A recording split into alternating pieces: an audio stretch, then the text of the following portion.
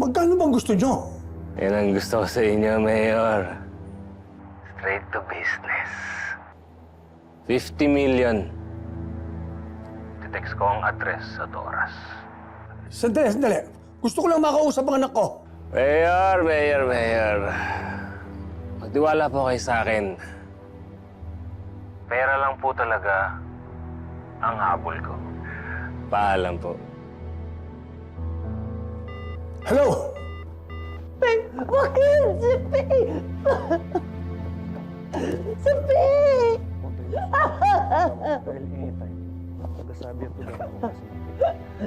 Ano gagawin natin, Bakit? Sabay na lahat. Garcia, kontakin mo ang SWAT team. Anytime.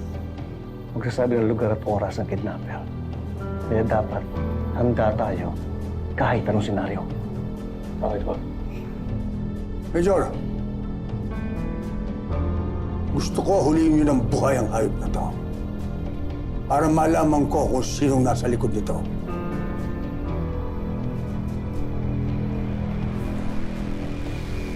Hindi naman naisipan mo tumulong sa kaso na to.